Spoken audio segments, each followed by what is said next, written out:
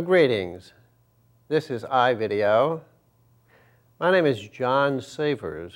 I'm your host. And today we will take another look at the interesting subject of immigration, its policy, the implications, why we have this immigration policy we have today, what we had in the past, what we may have in the future. Now, for those of you new to iVideo, this is a program which looks at history broadly defined and tries to get a better understanding of what is happening, what happened, how something came into being. We might look at war, we might look at peace, science, art, religion, economics. The world is our oyster. So we only have this to say. Primarily, we are going to try to find sources of information which are not those commonly understood by the populace who are given information by the media, which is very controlled by a small elite. We are unwilling to guess about anti-Semitism, an ADL spokesman tells us. These officers have long maintained a close watch on the activities of democracy's bigoted enemies. Now, this is a citation from the Anti-Defamation League booklet, a pamphlet by Senator Jack B. Tenney, pages 2 and 3. I think it's rather interesting that this guest had the notion of the FBI suggested to him, because it seems that jury in general and the Anti-Defamation group in particular has made inroads, as has M. Seligman D's group, with the FBI. They are considered a secular arm, so to speak. When the FBI is barred from doing something, it has a tendency to try to apparently use back channels to get the Anti-Defamation League, M. Seligman D's group, or perhaps some other group to do the spying. I think things have gotten so bad in this country now that probably the FBI does not even bother now to use these groups. But there is an exchange of personnel between the FBI and the Anti-Defamation League, and you can read in the papers occasionally about somebody leaving the department, his director of this and that at the FBI, to go back to his old position as director of getting Whitey or something like that at the Anti-Defamation League. It's pretty clear what has gone down. This is a group, Jews, which controlled the Cheka, which evolved in the NKVD, the KBG, and so forth throughout the USSR's existence. And you can bet that they're going to control, if at all possible, every major police group in the United States of America.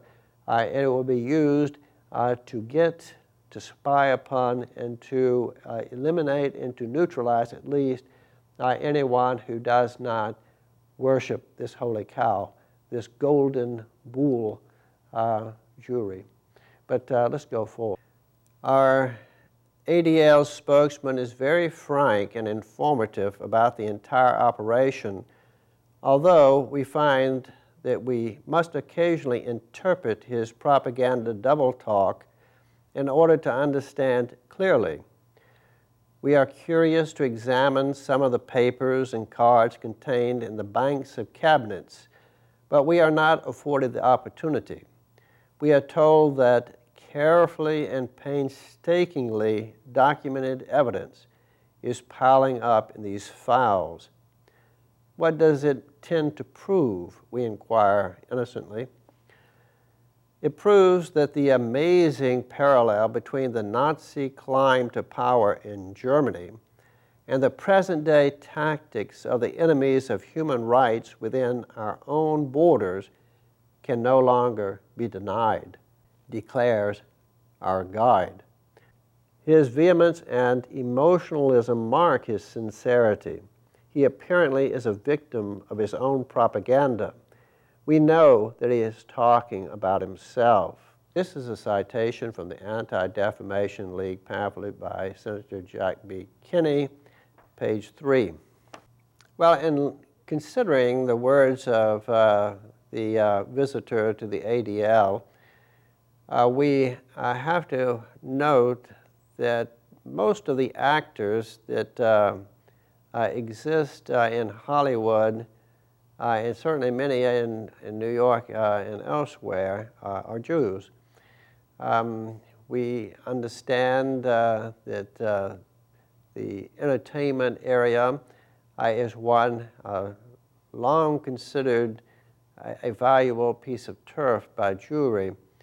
Therefore, this particular guide, being enthusiastic and so forth, believing, suggesting, being lost in his role, as it were, it's not really that unusual. You can see movies almost any day in which you have people doing the same. But let's continue, shall we? What is done with all the information on anti-Semitism contained in the ADL's banks of filing cabinets? We are shown a room full of girls pounding away at typewriters. Automatic teletype tickets beat a machine gun racket. Linotype machines pour out molded lines of metal words and phrases. We learn that the printing presses are disgorging tons of newsprint, while hundreds of thousands of propaganda books roll through automatic binderies. Clerks and more clerks, busy telephone switchboards, motion picture sets spring into action at the command of the brain center. Mitchell cameras swing into focus. Miles of film developing in laboratories. Newscasters and commentators at radio microphones. Radio towers flashing the ADL's propaganda to the 4 quarters of the globe. All this to offset anti-Semitism, we are told. This is the citation from the Anti-Defamation League pamphlet by Senator Jack B. Kinney, pages 3 and 4. Well, certainly one senses the detested dictatorship of the majority, which is to say, true democracy, that this is one of the things in the back of the minds of the ADL as they send forth their propaganda. It has to be obliterated so that the dictatorship of the minority can exist. Let me ask you this. In the standard communist mechanism, who is the dictator, the proletariat or a set of people above the proletariat? Is the proletariat doing the dictating, or is it someone else? Does democracy really apply to the proletariat if someone else is calling the shots? I don't think so. But let's go forward. Ceaselessly, tirelessly boasts our guide through one of the largest mass education and public relations programs ever attempted by private groups. The Anti-Defamation League of B'nai B'rith and the American Jewish Committee are engaged in an all-out determination. His voice is lost in the roar of the presses, the clatter of typewriters, linotype machines, and automatic teletype tickers. We enter a door marked Press Division, Feature Services. A man is at a desk dictating to his secretary. He pays no attention to our presence. Release number 6155, he dictates. The following constitutes additional background material on what do the newspapers do with the material you feed them, we ask. Information supplied to the newspapers reaches the public in the form of editorials, is the answer. We pass on through a door marked Press Division Pulp section. We discover a large work table in the center of the room around which are several copy readers busily at work. The table is piled high with magazines, among which we see copies of famous Western stories, Ideal Love, and crack detective stories. We are not sure whether the copy readers are searching the pages of the magazines for telltale indications of anti-Semitism or cataloging the articles and stories planted by the ADL. We are informed, however, that the Pulp magazine section is charged with the responsibility of utilizing the pages of the pulps. Our guide does not elaborate on how the job is done, whether or not the ADL articles and stories are ever returned with polite rejection slips. Now, this is a citation from the Anti-Defamation League by Senator Jack B. Tinney, page 4. Well, people, everything that you are hearing now is alive and well on radio in Washington, D.C. I hear it all the time on my car. It's interesting to read, to listen to WTOP, who seems to be staffed about 50% by Jews, and who frequently cite Jewish experts when they want an opinion on this, that, and the other thing. And they also are very friendly with the IRS, as all organizations of shall we say, the establishment seem to be, denouncing people as cheats and so forth, trying to get across a negative view, a positive view toward those they like, a negative toward those they don't. Of course, they're trying to fleece what was once the dread majority, the dictatorship of the majority, to impoverish and ruin these people. So, of course, it's much more convenient to call them tax cheats and so forth, rather than to say that they are unwelcomed Christian of European extraction that are no longer suitable for modern America. Let's go forward. Pulp magazines, he declares with a note of finality, with their enormous circulation, carry true stories of American Jewish heroism in peace as well as in war. What other handful of private individuals in the world's history has had such power at its fingertips? What other private organization can say with assurance that its propaganda reaches the public in the form of newspaper editorials, that it can utilize the pages of pulp magazines? We are in another room. This is the comic book section, we are told. Does the ADL plant propaganda in children's comic books, we ask? Comic books, our guide replies, ignoring the form of the question, carry strips denouncing native fascists and their use of intergroup tension as a weapon against democracy. The phraseology is reminiscent of the Daily People's World and the Daily Worker, native fascists, intergroup tension, democracy, brain-blinding slogans from the dialectical lexicon of Marx and Lenin. This is a citation from the Anti-Defamation League booklet by Senator Jack B. Tinney, page 5. And again, people, nothing has changed since Senator Tenney had his tour.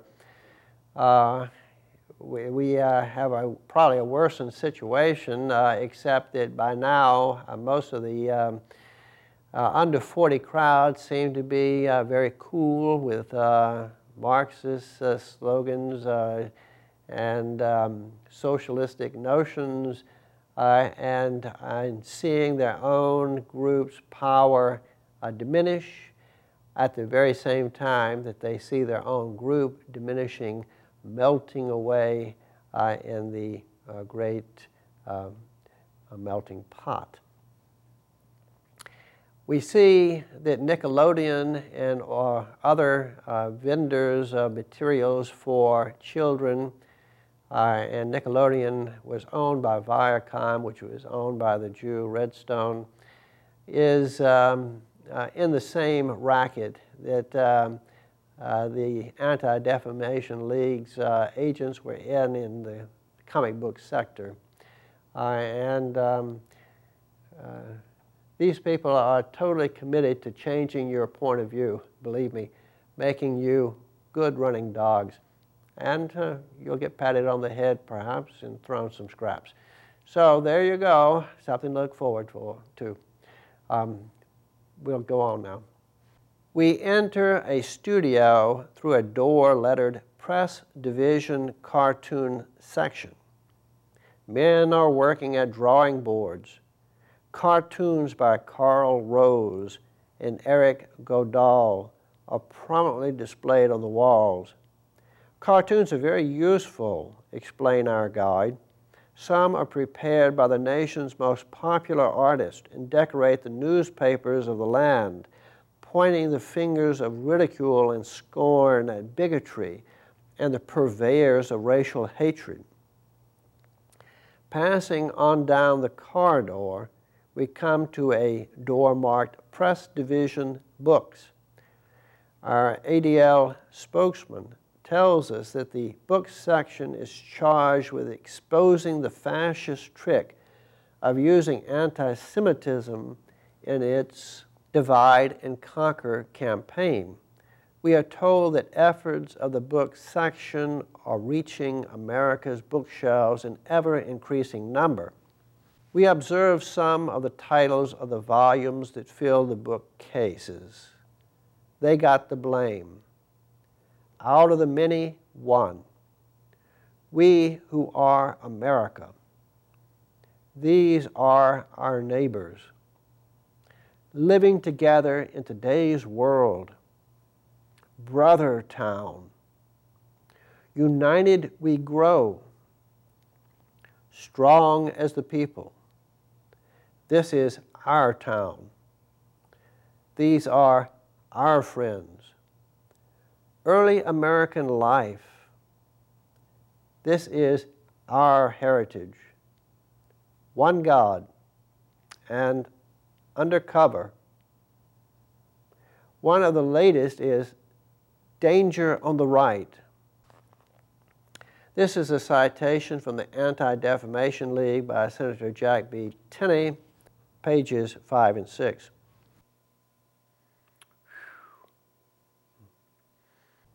We hurried along to the research division and into the American Jewish Committee library. We are told that we are in an arsenal of information, that the library contains over 21,000 volumes and more than 2 million additional items dealing with Jewish problems and anti-Semitism in America. And what is done with all this information, we ask? A special division channels this authenticated material to that group of men and women whose opinions are certain to have a deciding effect on America's future. We are now before a door on which is lettered Veterans Division. It is of vital importance, our guide is explaining, that the American veteran, he who has already risked his life in the struggle against fascism, has come face to face with it and knows it for what it is, should be forewarned of the same danger at home, so that he will not have to risk his life again.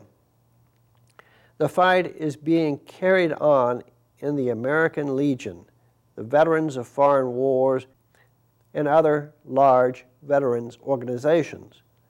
No segment of American life seems to have been overlooked by the enterprising ADL and the American Jewish Committee. This is a citation from the Anti-Defamation League by Senator Jack B. Tenney. Well, I will say that most of the people who were veterans and who fought in World War II probably did not have much of an idea of what the ideology of fascism was, or Nazism either, for that matter. Their country had been attacked. They were called up to fight in its defense in a war, and they went forth and did so well. But the understanding that they have of the enemy came from a media which was controlled pretty much by Masons and or Jews who had a particular animus against it and everything it stood for.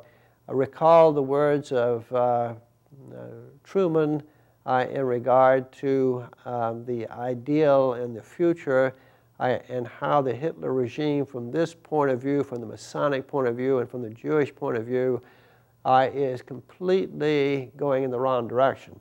It's completely undesirable. It's a fork in the road of history that must not be taken, and if at all possible broken off so that nobody will have a chance to take it in the future. But let's go forward. We are now in the Labor Relations Division. This division, our guide is saying, works closely with both the CIO and the AFL on a local as well as national scale, determined to prevent the promoters of intergroup tension from spreading their poison through these ranks. Well, let me just interject here that I suppose that what is being gotten at by intergroup tension is somebody who maybe propagates the notion that a European people, for instance, may have a right to decide what is good or bad for that particular people, and not have to filter their views through the channels of Jewry for approval. It's like going to a credit organization nowadays. Nations that want to get approval for their work go to a sort of a Jewish-run credit organization which considers the matter and either gives approval or rejects the idea. Much as somebody who goes to get a loan has his finances checked by an organization that specializes in it and is either approved or rejected. But let's go forward. The ADL does not go in for book burning as yet. Obviously, such bonfires contemplate a degree of force only found in lawlessness or in the hands of a dictator. Pending such direct and conclusive action, or perhaps we should say in lieu of such action, the ADL indulges in what it calls book stifling. Applied to books displeasing to ADL bureaucracy, the stifling method appears to be quite as effective as applying the torch, perhaps more so, as it catches the books at the source, cutting off the channels of publicity and destroying retail markets. The Conquest of a Continent by Madison Grant is one example. The book was driven from the market, writes Mr. Franklin Hickborn. Sales were not only restricted, they were stopped. Let me just interject here that this same sort of experience was felt by the author of The Controversy of Zion. He was a well-known writer, journalist. He had written a number of acclaimed books. But then he wrote one book which was sort of critical of Jewry, and things changed. Critical perhaps not in the general sense of that word, but as Jews interpret that word, he probably simply said some things that were of a negative sort, or implied that certain groups of revolutionaries or destructive people had Jews among them, all of which was perhaps no-no at that time. So he got himself in trouble. And it became full-blown when he wrote The Controversy of Zion. Out of time again, this is iVideo. My name is John Savers. I'm your host. I do appreciate your tuning in. Hope to see you again at our next iVideo.